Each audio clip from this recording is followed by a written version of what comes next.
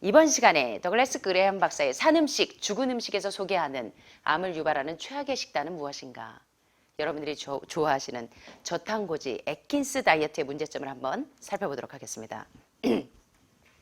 자, 우리 인간은 과잉 단백질이나 과잉 탄수화물을 저장할 능력이 거의 없습니다. 그래서 여러분들이 병이 걸리신 거죠. 예, 너무 탄수화물 과잉이고 게다가 정제 탄수화물, 또 너무 과잉 단백질, 동물성 단백질을 너무 많이 먹어서. 그러나 나중에 연료로 사용하기 위해서 이 과잉 단백질이나 과잉 탄수화물을 지방으로 바꿔서 보관할 수는 있습니다. 우리가 적절한 탄수화물을 섭취하지 않으면 우리 몸은 여기 보시는 것처럼 당신생이 뭔지 아세요? 포도당 신생 합성을 의미합니다. 다시 말하면 영양학적인 용어로는 글루코니오제네시스라는 복잡한 화학적 과정을 통해서 저장해둔 지방을 포도당으로 분해하는 것을 당신생이라고 의미합니다. 다시 말하면 새로운 당분이 탄생하는 것을 의미합니다. 우리가 배가 고파서 기아에 허덕일 때 몸속에 저장되어 있는 지방을 분해해서 생명을 연장할 수도 있다는 이야기입니다. 이처럼 지방의 생명을 구할 수도 있지만 문제가 있어요. 이 당신생의 과정을 통해서 케톤이라고 하는 이 부산물이 생성되기 때문입니다. 요새 심각하죠? 자, 이 혈류를 순환하는 케톤은 마치 이 알코올과 유사하게 뇌에 영향을 미치기 때문에 여러분들이 아주 정확한 이 의사 결정을 하는데 악영향을 줄 수가 있습니다. 정확한 판단력을 그르치게 할 수가 있어요. 사실 몸에 케톤이 너무 많으면 술을 마신 상태처럼 약간 멍청해집니다. 죄송하지만 이런 상태에서 차를 운전하거나 운동을 하거나 또는 신체나 정신에 아주 정밀함을 요구하는 어떤 일을 할 때 굉장히 판단을 그르칠 수 있다는 것입니다. 그래서 적절히 탄수화물을 섭취하지 않아서 케톤이 지나치게 생성이 되면 교통사고를 포함한 각종 사고의 위험에 직면할 수 있을 만큼 이 판단력이 흐릿해진다는 것입니다.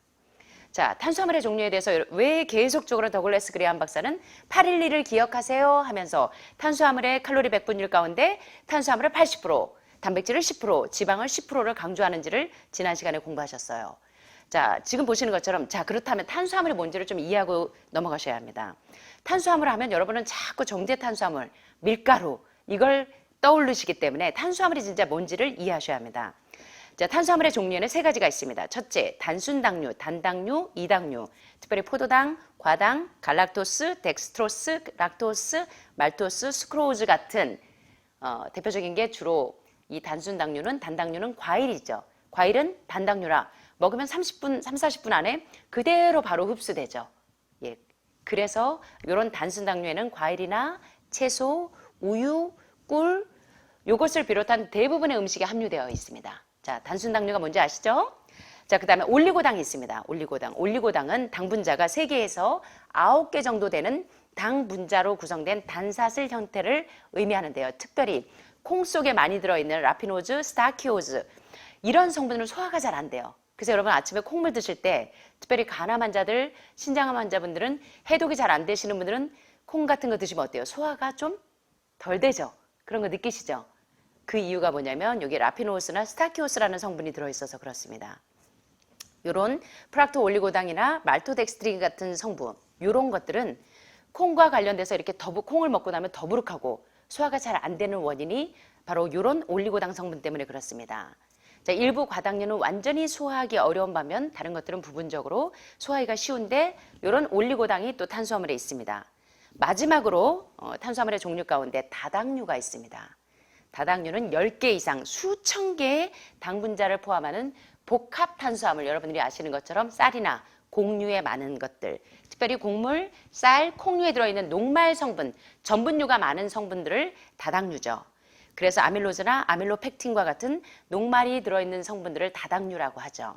또 곡물이나 과일, 채소에 들어있는 식이섬유로 알려진 비전분 다당류도 포함해서 다당류로 의미합니다. 그래서 탄수화물에는 단순당류, 과일과 채소 같은 단순당류, 또는 뭐 콩과 관련된 더부룩함의 원인이 있는 뭐 라피노즈나 스타키오스가 있는 올리고당이 있고, 세 번째는 다당류가 있습니다. 곡물에 많이 들어있는 다당류가 있다는 거 기억하고 들어가세요. 자, 그런데 단당류는 장을 통해서 혈류로 직접 흡수될 수 있는 유일한 탄수화물입니다. 대표적인 게 뭐가 있죠? 과일, 채소, 꿀, 요런 애들. 이당류 또한 소화 시스템을 통해서 단당류로 쉽게 분해가 될 수가 있습니다. 그래서 중환자일수록 죄송하지만 과일과 같은 단당류를 드시면 오히려 소화시키는 데 에너지를 안 쓰니까 요 에너지가 치료 에너지로 전환이 됩니다. 그래서 중환자면 중환자일수록 다당류보다는 단당류를 드시는 게 더 몸에서 에너지를 내기가 더 좋겠죠. 소화시키는 데 에너지는 쓰지 않으면서 요 에너지를 치료 에너지로 전환할 수 있기 때문에. 그런데 많은 분들이 착각하는 게 있어요. 자, 단순 탄수화물은 정제당과 천연당 두 가지가 있는데, 정제당이 뭡니까? 당 하면 무조건 암 환자들은 당을 먹으면 안 돼. 그때의 당은 천연당인 과일의 당을 의미하는 것이 아니라 사탕수수에서 추출한 정제당을 이야기하는 것입니다. 쉽게 말하면 설탕을 의미하는 것입니다. 아셨죠? 근데 많은 사람들이 암 환자나 당뇨병 환자들은 당을 먹으면 안 돼 하실 때 이 당이 과일당인 줄 알고 과일을 무조건 기피하신다는 겁니다. 사실은 과일은 암 환자나 중증 환자들에겐 최고의 치료제이죠. 예, 최고의 해독제이자. 예, 이런 오해에서 여러분들이 좀 벗어나셔야 합니다. 대부분의 사람들은 단순 탄수화물과 정제당을 헷갈려 하고 계십니다. 그래서 영양적으로 공부를 좀 하셔야 됩니다. 그래서 추출된 정제당, 설탕당 같은 정제당과 과일의 당분은 본질적으로 땅과 하늘의 차이입니다. 그래서 과일을 조심하세요. 살찝니다. 당뇨병의 원인입니다. 암을 크게 합니다. 라는 영양학적인 무지를 드러낸다는 것입니다. 자, 암 환자가 드시지 말아야 되는 당은 뭡니까? 정제당입니까? 천연당입니까? 정제당입니다.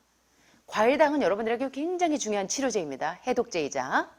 자, 그런데 오늘날 많은 사람들이 이 암을 유발하는 최악의 식단이 뭐냐면 바로 저탄고지라는 것입니다. 치명적인 저탄수화물 열풍 때문에 오늘날 많은 사람들이 3명 중에 하나, 2명 중에 하나가 애킨스 다이어트. 애킨스 다이어트의 창시자인 애킨스조차도 이 중증으로 이 병에 돌아가실 수밖에 없었던 저탄고지 열풍에 대해서 여러분들이 좀 이제 웨이크업 하셔야 된다는 것입니다. 자, 탄수화물을 충분히 섭취하기만 하면 몸속에 여기저기 간에 지방이 축적이 되면 간암이 되고, 폐에 지방이 축적이 되면 폐암이 되고, 위에 지방이 축적이 되면 위암이 되는 것처럼 이 각종 젖산 피브로산과 같은 이런 독소들이 켜켜에 쌓여있는 이런 지방 덩어리들을 완전 분해하는 것이 뭐냐면 천연 탄수화물인 과일과 채소, 복합 탄수화물인 곡류들과 같은 탄수화물이라는 것입니다. 근데 오늘날 거꾸로 가기 때문에 3명 중에 하나가 암에 노출되고 이런 당뇨병에 노출되고, 그런 원인들을 여러분들이 정확하게 이해하셔야 된다는 것입니다. 이해되시죠? 예. 그러나 몸에서 연소할 탄수화물이 없게 되면 소위 케톤과 같은 유독 부산물을 생산하는 경로를 통해서 지방을 비효율적으로 태우기 때문에 병이 생긴다는 것입니다. 자, 지방을 비효율적으로 태우는 것이 무엇인가? 자, 우리 신장은 케톤과 같은 독소를 제거하는 데 도움을 주기 위해서 신장이 어떻게 이 지방을 태우려고 어떻게 하냐면 몸에서 칼륨이나 칼슘과 같은 이 미네랄을 끄집어다가 소모시킵니다. 지방을 태우기 위해서.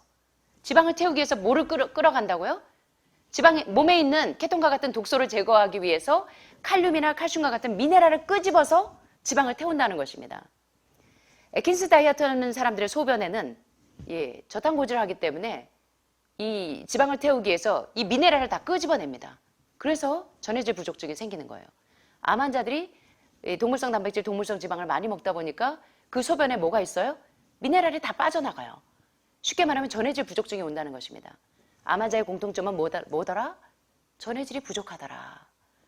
예, 그래서 과도한 지방을 태우기 위해서 미네랄을 끄집어내서 이 미네랄이 이 지방을 분해시키기 위해서 끄집어낸다는 것입니다. 그래서 미네랄이라는 전해질의 수치가 혈액에서 아주 낮아지기 때문에 치명적인 심한 부정맥이든지 또는 혈관질환이라든지 뇌혈관, 심장혈관, 암이라는 질병을 유발하는 데 기여한다는 것입니다. 이걸 여러분들이 좀 이해하셨으면 좋겠습니다. 전해질 수치가 왜 떨어져서 암에 걸렸는지.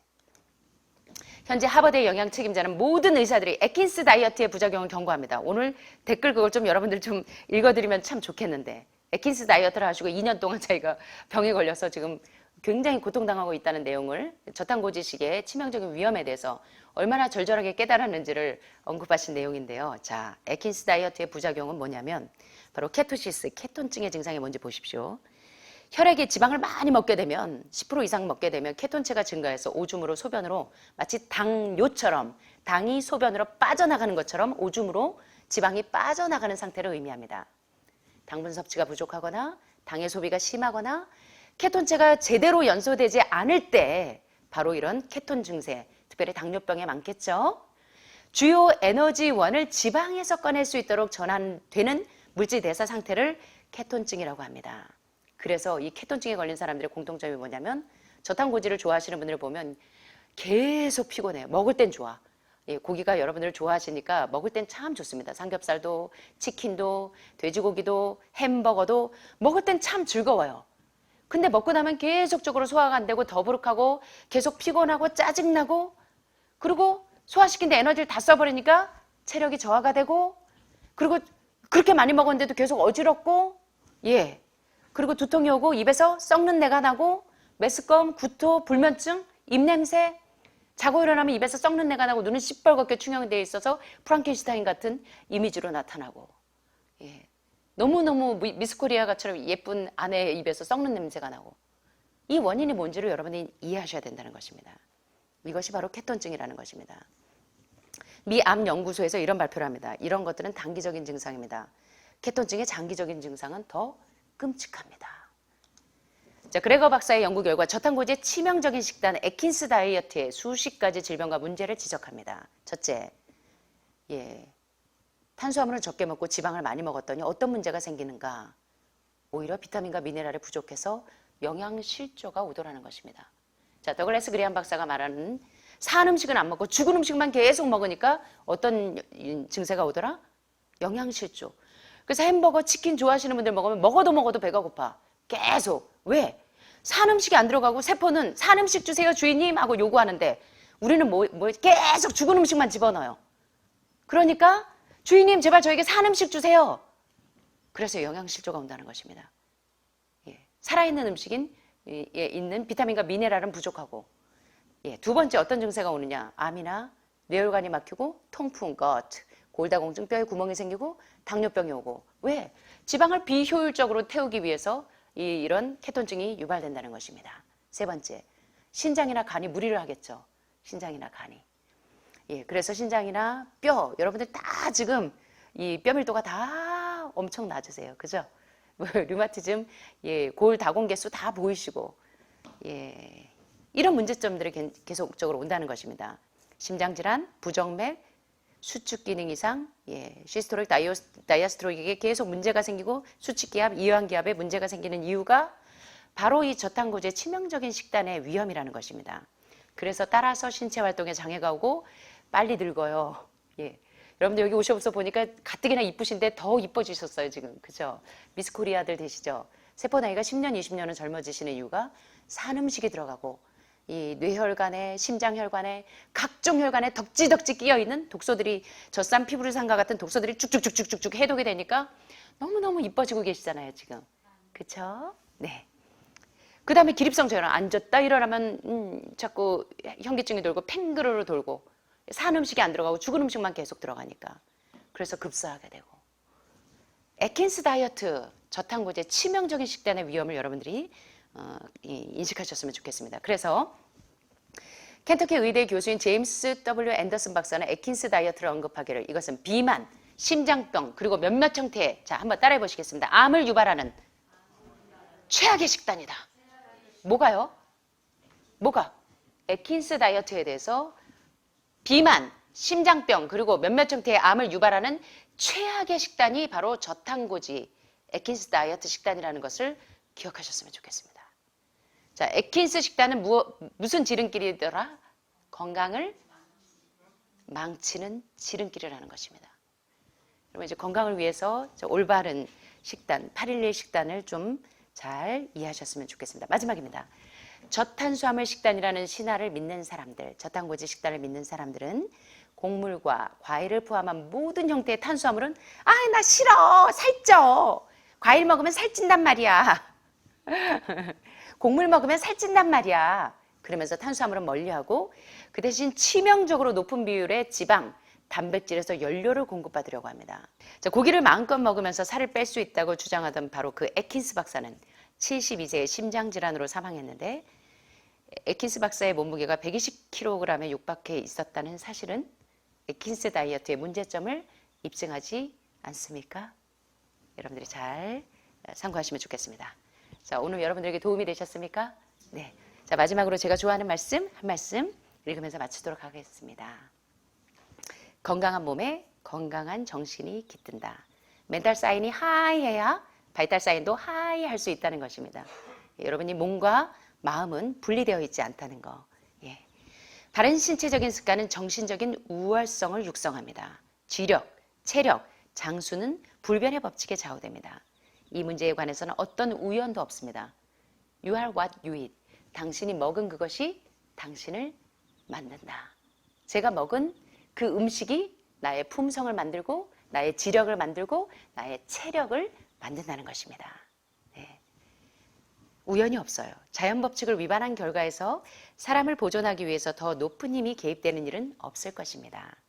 모든 사람들이 물어야 할 질문은 내가 내 성벽의 충고를 받아서 내 식욕을 계속적으로 야 내가 몇 년 더 살자고 이 좋은 걸 안 먹어? 어휴 이 꿀꿀이 월월이 음매 와 이 맛있는 걸 내가 왜 포기해야 돼? 몇 년 더 살자고? 내가 내 성벽의 충고를 받아들여서 내 식욕을 방종할 것인가? 아니면 양심의 명령을 따라서 신체를 연약하게 만들 모든 행습을 삼가하고 자제함으로 내 건강을 유지할 것인가? 선택하시라는 겁니다. 내가 세상 관습들의 먹이로 전락할 것인가? 아니면 저하시키는 결과를 가져오는 온갖 내 몸을 약하게 하는 온갖 나쁜 습관들과 단절할 것인가? 선택하시라는 겁니다. 육식, 차, 커피, 기름지고 건강에 좋지 않은 음식을 먹는 일에 해악에 관하여 가르침을 받아들인 사람들은 건강에 좋지 못함을 알고 있는 음식에 대해서 계속적으로 식욕을 방종하는 어리석음을 계속 자행하지 말라는 것입니다.